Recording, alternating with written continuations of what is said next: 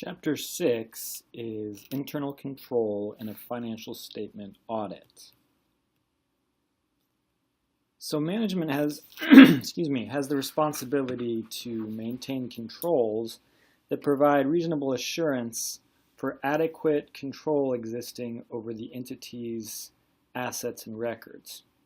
Those internal controls should be a part of a system that should generally ensure that assets and records are safeguarded and generate reliable information for decision making.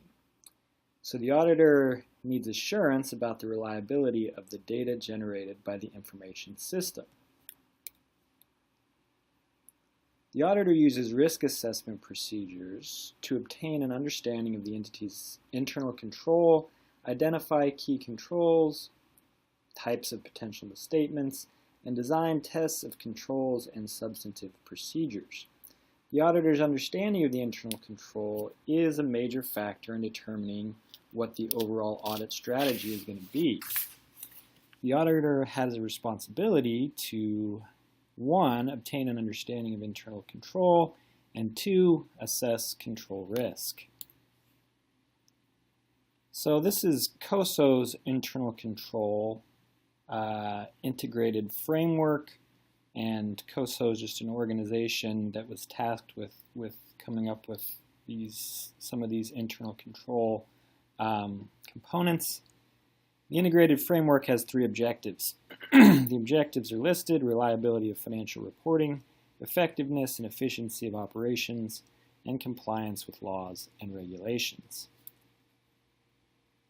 So generally, internal controls pertaining to the preparation of financial statements for external purposes are going to be relevant to any audit.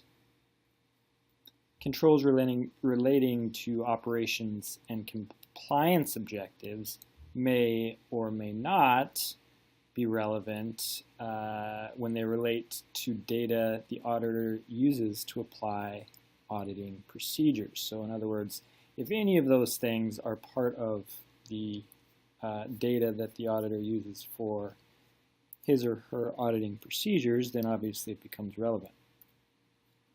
This is table 6.1 from the text, basically walks through potential benefits and risks to an entity's internal controls from information technology.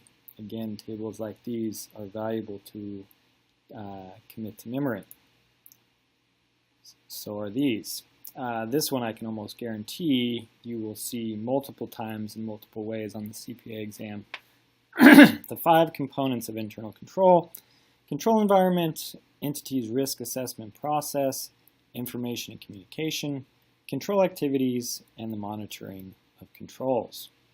So this is 6.2 in the text, and lists out more details of all 5 of these components of internal control.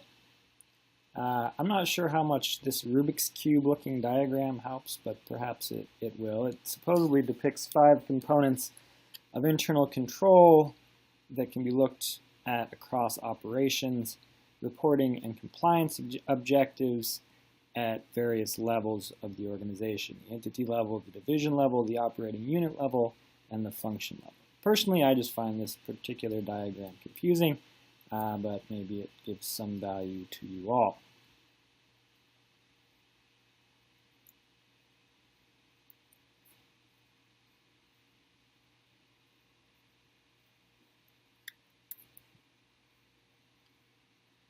So these are the principles of the control environment. Principle 1, the organization demonstrate, well, you guys can read those.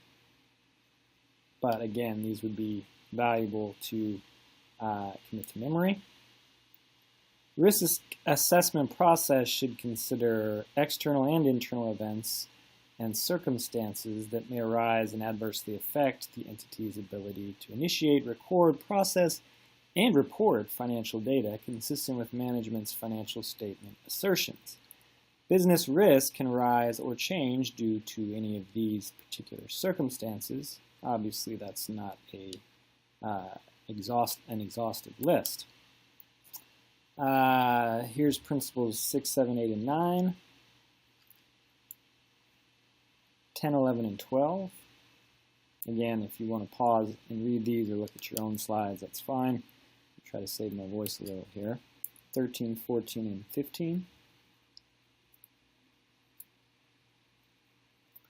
16 and 17 has to do with monitoring of controls. That's a process that assesses the quality of internal control performance over time. So again, you can look at principles 16 and 17. We already talked a little bit about the audit risk model, but just remember that the audit risk model, which is defined as that equation, basically,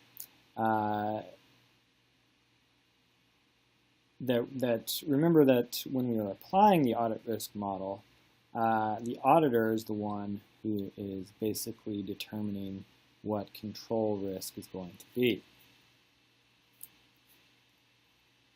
This is 6.2 from the text. It's a flow chart of the auditor's various considerations of internal control and how that relates to substantive procedures. After obtaining an understanding of internal control, an auditor may choose to follow a substantive strategy and set control risk at high or a high level for some or all assertions because of one or more of the following factors. Controls do not pertain to an assertion. Controls are assessed as ineffective, and testing the effectiveness of controls is inefficient. In a reliance strategy, the auditor should obtain understanding of internal controls and plan to rely on internal controls and assess control risk at a lower level. Certain control activities are associated with certain assertions.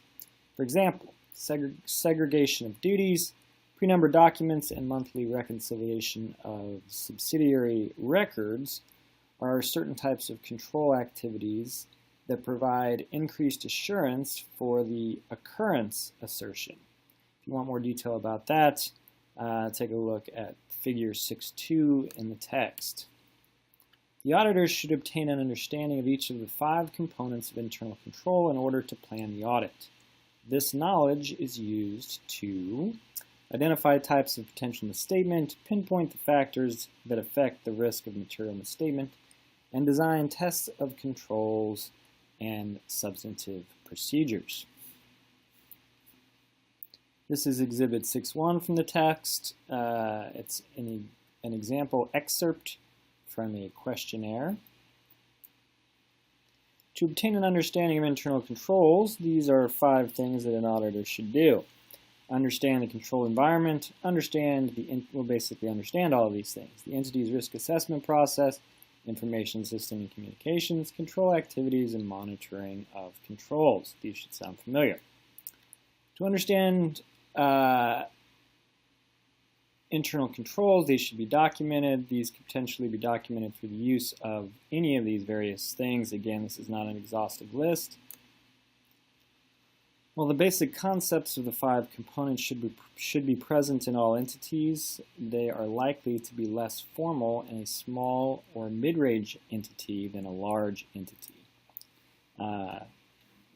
There's various reasons for that. Personnel obviously would be the biggest factor there.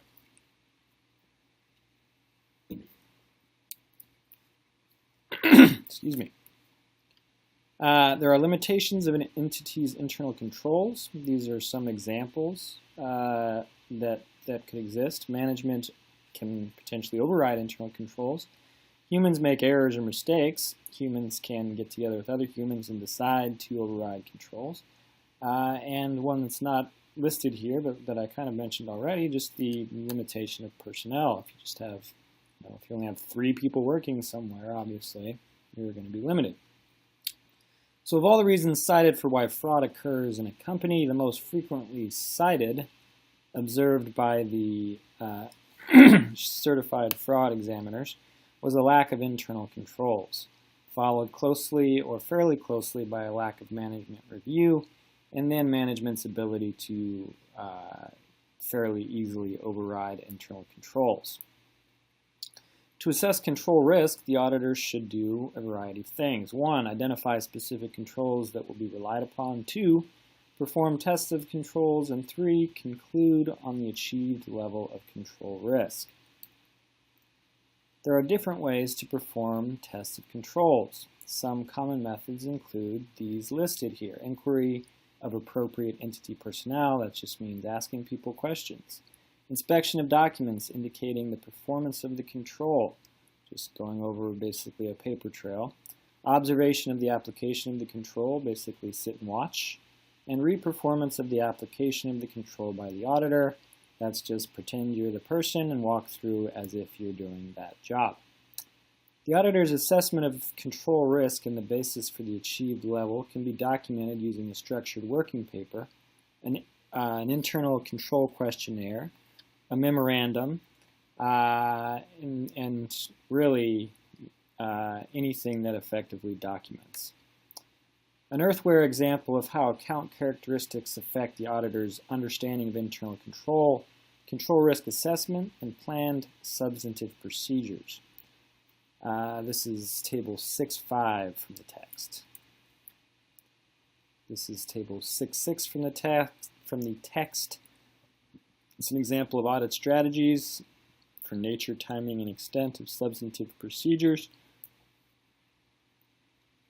Audit procedures can either be performed in the interim period or at the year end.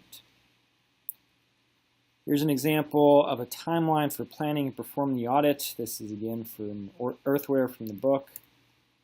The following items should be considered when determining timing of tests of controls and substantive tests during an audit. For interim tests of controls, you want to consider the assertion being tested, whether or not it's significant.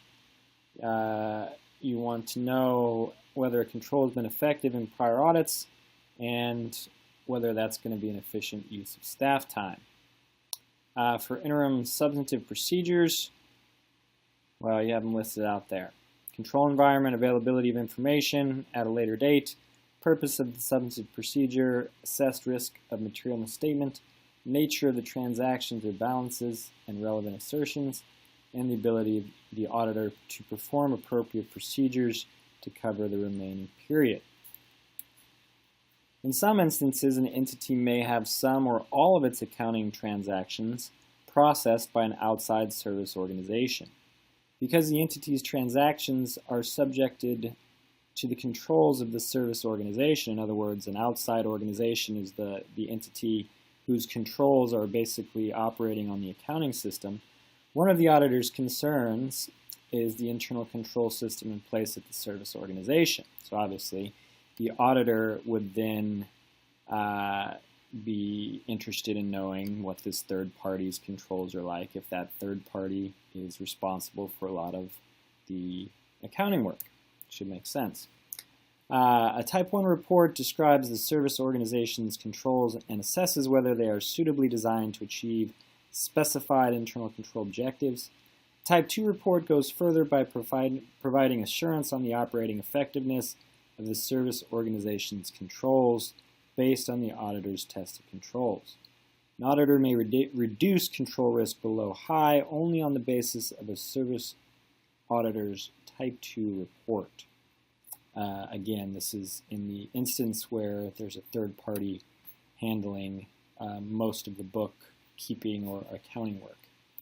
So a material weakness is a deficiency or a combination of deficiencies in internal control such that there is a reasonable possibility that a material misstatement of the entity's financial statements will not be prevented or detected and corrected on a timely basis.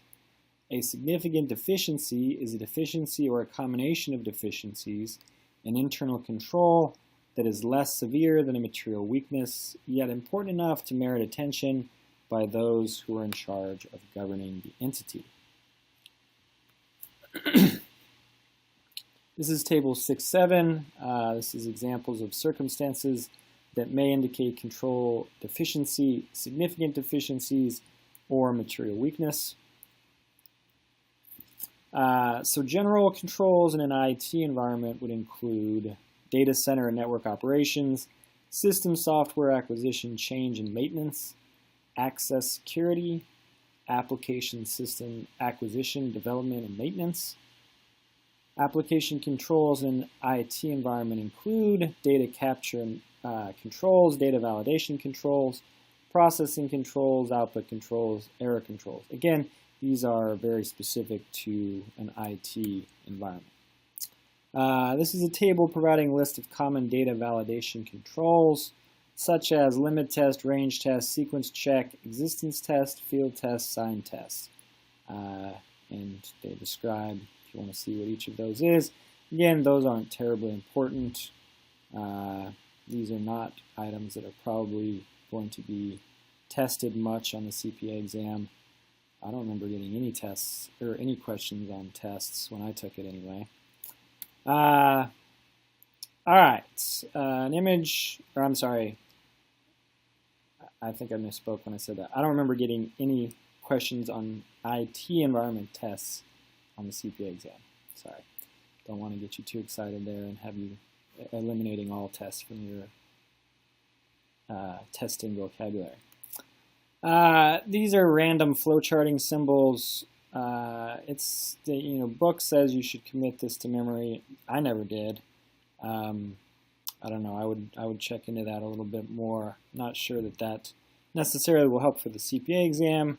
Although obviously, if this is a universal system and you are doing audits and